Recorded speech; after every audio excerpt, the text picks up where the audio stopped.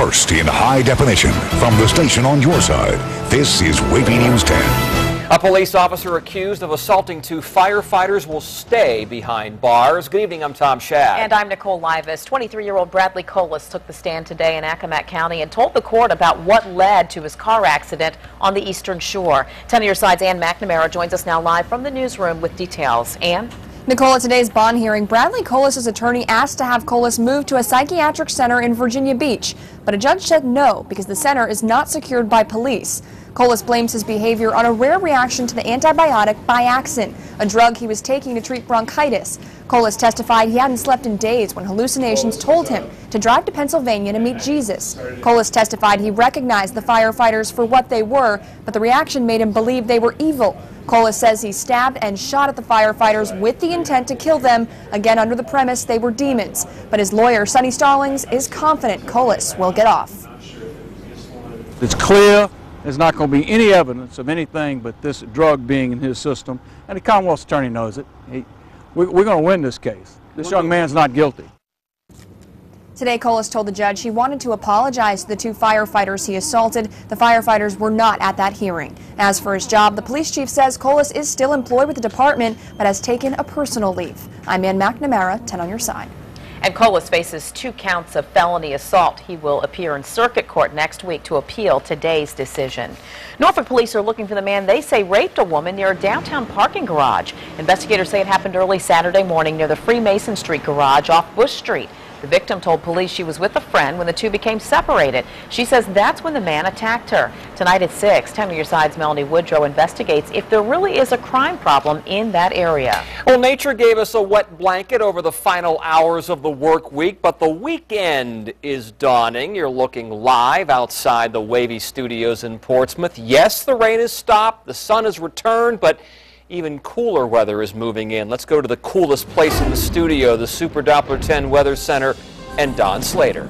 It's just cold out here. I don't know if I'm cool. Yeah, but it has cooled off significantly from what we had early this morning, and we'll show you that to you in just a minute. I want to show you the rainfall that does remain throughout the region. We do have some rain across the Outer Banks going on, Hatteras Island mainly, and you can see that moving on through. Now that's what's going on right now in terms of rainfall, active rainfall. But as far as how much rain have we gotten, hasn't been a huge amount, up to about 1/3 of an inch, but it's mainly been into the Hampton Roads cities, the Virginia state line, and northward, where you can see up to around 1/3 of an inch of rainfall. Nothing going on there right now, again, in terms of rainfall.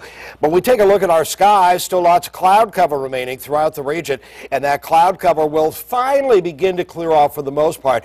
Here are the temperatures today. You can see 61 at 9 o'clock this morning, and then the cool front popped on through, and our temperatures dropped to around 50 and stayed there. There's where they're going to be overnight, dropping to around freezing overnight as our skies begin to clear on off.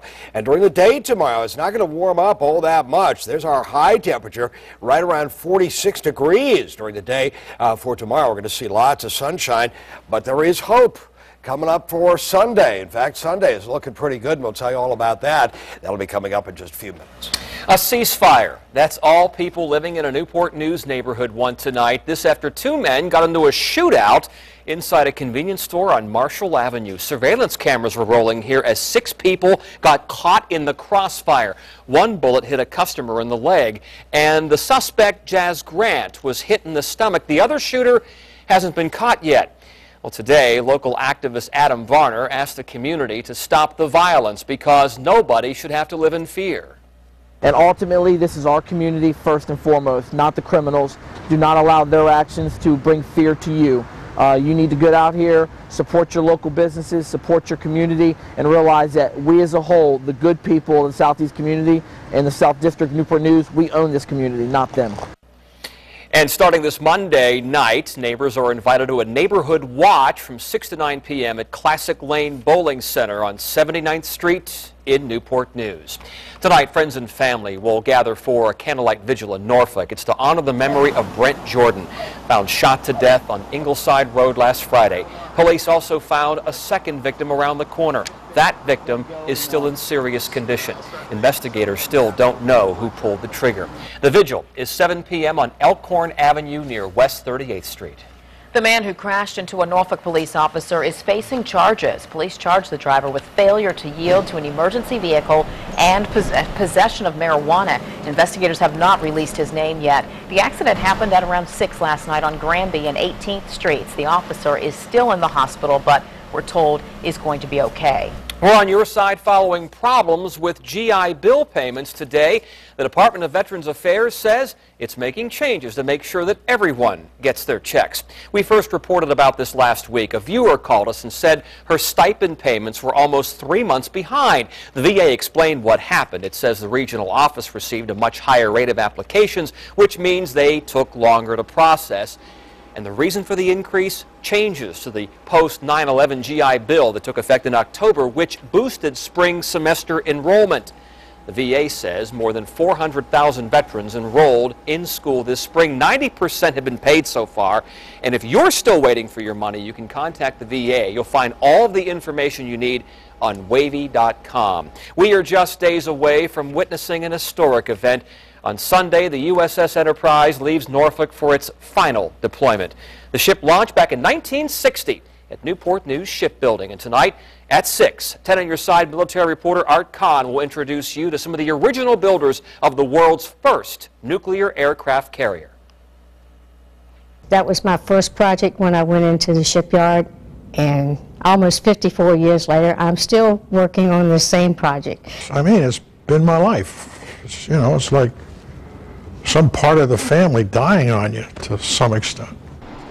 And many of the same people who built this ship will also be involved in dismantling the Enterprise when she's decommissioned next year. You won't want to miss Art's story. That's tonight on WAVY News 10 at 6. Today is the last day AirTran will fly out of Hampton Roads. The airline will stop operating out of the Newport News Williamsburg International Airport.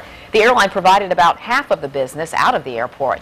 This decision to stop service was made after AirTran merged with Southwest. But since AirTran decided to leave, Frontier Airlines announced it will be coming back full-time. As AirTran says goodbye, another airline will soon say hello to Hampton Roads. Last month, 10 on your side told you People Express Airline will be headquartered at Newport News Williamsburg Airport. It'll fly to cities such as Pittsburgh, Providence, West Palm Beach, and Newark. Flights will start taking off from the peninsula mid-summer.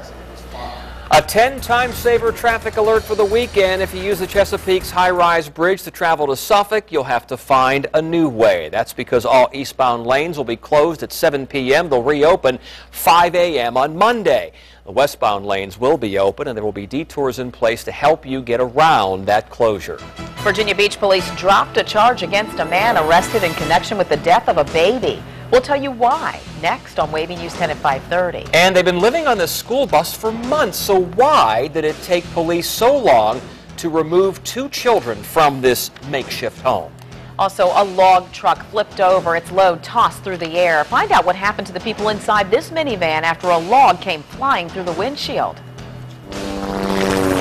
You're watching WAVY News 10 at 5 with Tom Shad, Nicole Ribas, and Super Doppler 10 Chief Meteorologist Don Slater.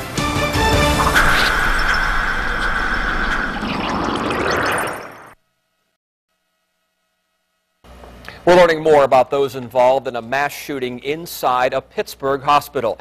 25-year-old Michael Schaub was killed when a man opened fire in the hospital's lobby Thursday afternoon. Schaub worked as a nurse at the Western Psychiatric Institute, and his family believes he was trying to leave work when the gunman entered.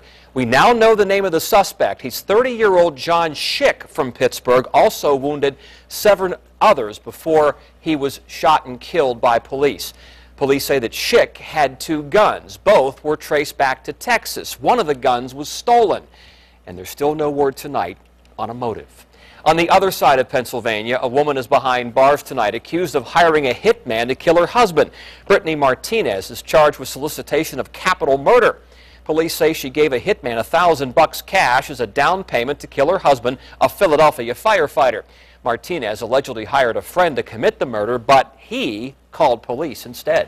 Two children found living in an old school bus in Texas are now in protective custody. A postal worker called police when she saw the 11-year-old girl and 5-year-old boy inside that bus. Their parents are in jail. Their aunt was supposedly checking on them. Turns out police have been called several times about the children. 10 calls since June, including some from the young boy saying he was being beaten by the aunt. But no one was arrested. Their mother spoke to a local television station from prison.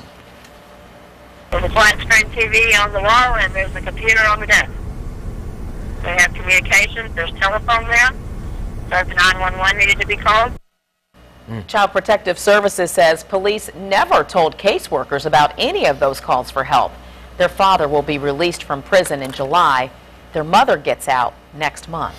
As we move from winter, it's time to spring forward. Why daylight saving time could be bad for your health. And can you die of a broken heart? Hear why doctors say, yeah, it's possible, and why it's difficult to diagnose. That's still ahead. And we've got winter, we're springing from winter, not for right now or tomorrow during the day. High temperatures were early this morning. Right now, it's around 50 degrees. It was around 60, 63 earlier. What's going to be for the weekend? Some major ups and downs in our forecast.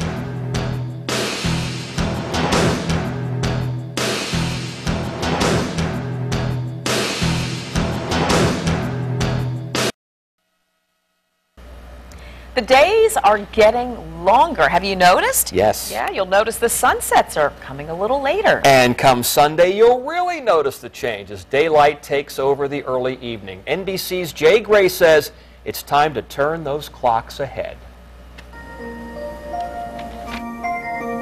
Time is of the essence this weekend. In the race against time, time stands still for no man, and there's no time to lose, except for Saturday, when most of us will lose an hour. My, how time flies. Most of us are pretty sleep deprived to start with, and now you're losing another hour. Doctors say the switch is a bit more difficult for night owls. You just become less of a morning person. While early risers will spend an extra hour in the dark. You kind of go in a little more drowsy, I would say, because the sun does help you wake up. So how big a deal can this really be? I mean, we're talking about 1 hour, 60 minutes, 3,600 seconds. But experts will tell you, and there are experts in this field, that it can change your entire way of life. Studies have shown an increase in traffic and workplace accidents on the Monday after the switch to daylight saving time. And a report published in the 2009 New England Journal of Medicine documented a 5% increase in the number of heart attacks 3 days after the March time change. In part, doctors say, because the most difficult clock to reset is our own internal timepiece. So clocks in all your body parts, and all your organs have clocks as well. So it's not just that you get tired, but in fact the rest of your hormones are altered, your metabolism is altered. So it's really not just a brain phenomena, it's really an entire body phenomena. But for most of us, truthfully, I don't really notice the difference. It's a little less dramatic. I have to change my clock. I like my phone. It does it for me, and then I don't have to worry about anything. So it doesn't change my life too much. And time marches on. Jay Gray, NBC News, Chicago. That clock makes me dizzy. Daylight saving time is also a good time to change those batteries in your smoke detector. Sunday will mark 1 year since a massive earthquake and tsunami devastated parts of Japan. And a year later, the search still continues for bodies of missing people. 15,000 were killed, 4,000 are still missing. That's because entire towns were wiped out with the raging water that swept through following a 9.0 quake. For those who survived, they're still working to rebuild their lives. And look at this.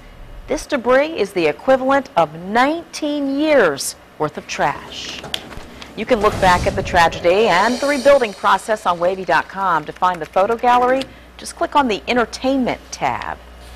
That giant solar storm that hit Earth on Thursday is still producing outbursts like this.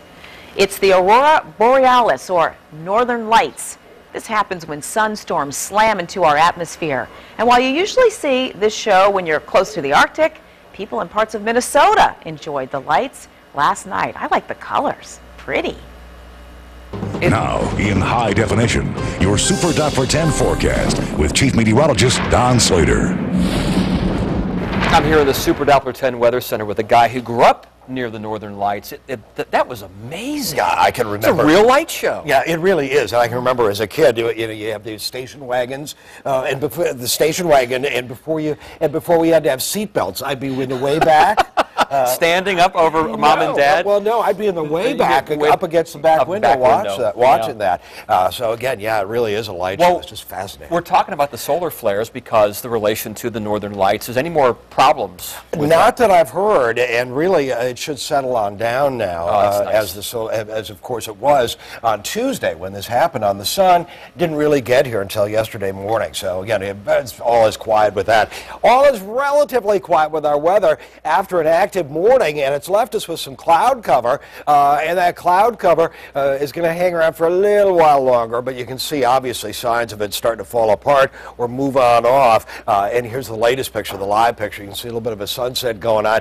I think we'll have a great sunset out of this as the clouds continue to move on off. Now look at the high temperatures today. They were basically in the upper 50s and low 60s this morning, bright and early, and then the cool front dropped on through and dropped our temperatures by around 8-10 degrees, and right now it's basically holding around 48-50 degrees. Really dropped in Suffolk from 63 to 57 all the way down to 46 at 11 o'clock this morning, and then back on up to around 52 and holding during the better part of the afternoon. Again, our high was this morning 64 degrees, 49, 50 degrees from Newport News to Norfolk to Virginia Beach, and from Hampton to Chesapeake and Suffolk, 52 degrees, mostly cloudy skies, but again, we are seeing some clearing take shape. Now, the temperature is obviously the biggest part of the story here. I want to show you what's going on right now.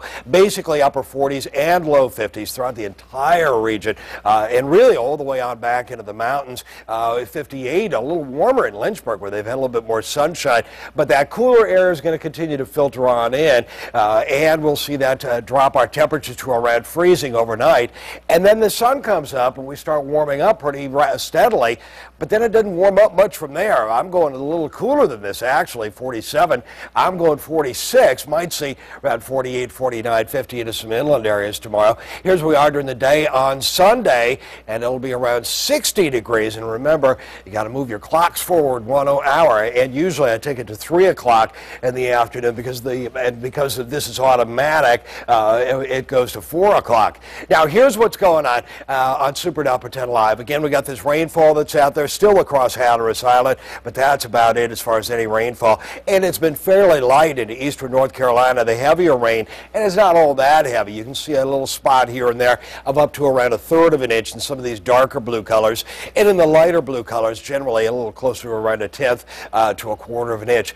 Half a nice weekend. Yes, it's a play on words, but not a very good one. But we're also seeing half a nice weekend in terms of the temperatures. Tomorrow, lots of sunshine. A little secondary burst of cool air drops in overnight. 10 to 15 mile-an-hour winds through the first part of the day into tomorrow. Then overnight into Sunday, we start to see more of a southwesterly breeze, and that southwesterly breeze will start to warm things up pretty significantly. And tomorrow, it's likely to be only about what it is now, or even a little bit cooler, 46 for a high, but right back up to 60 for Sunday, then a lot warmer into next week.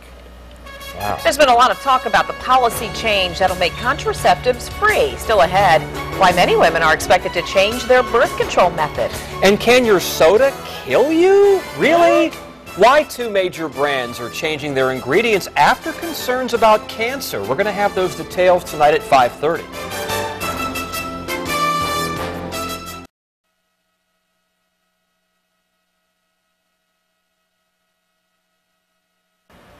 Whether it's a breakup or the death of a loved one, emotional events can have an impact on your health, and you can die of a broken heart. Cardiologists say broken heart syndrome is something doctors saw but weren't sure how to diagnose. It's brought on by a sudden, stressful, emotional event. And it looks and feels like a heart attack with the same symptoms, but it's not. The heart swells and is weak. It's like a fight or flight, you know. Your adrenaline in your system just goes suddenly high. It really makes you aware of your body. And when it's telling you something, you have to pay attention. Your life can change in a matter of seconds, and you feel blessed. But here's the good news. Most patients fully recover in a few weeks. Thank goodness. 10,000 women are participating in a major birth control study. Researchers want to know what might happen when a new policy takes effect that will make contraceptives available free of charge. The women are using various methods of birth control, from pills to intrauterine devices. So far, about 75% are choosing the IUD because it lasts longer and it has a lower failure rate. Right now, only 5% of American women use IUDs because they cost more and aren't usually covered by insurance. You could call it a miracle in Mississippi tonight. Hear from the man behind the wheel of this minivan and why he says one change in his morning route could have meant a tragic end to this. The Commander-in-Chief visits the Commonwealth. Still ahead on WAVY News 10 at 5:30. More on President Obama's trip to Richmond and the message he's delivering to all Americans.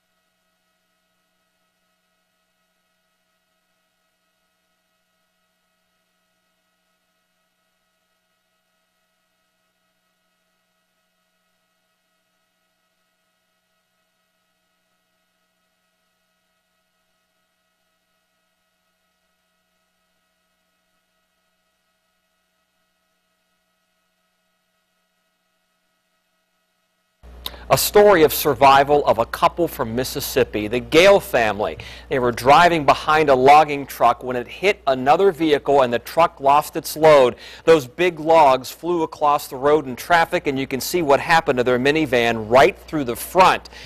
It was a close call, especially considering the couple just dropped off their children. I just remember bits and pieces of it. I remember the log truck flipping and seeing the logs coming towards us. I couldn't imagine them being with us, you know. Anybody in the back, I think it would have killed them. It was glad I wasn't killed. It was a miracle. Joseph Gale, there he is. He's alive. He suffered a broken arm. His wife received stitches to her head, but both are expected to be fine. A surprise move in a baby death investigation in Virginia Beach.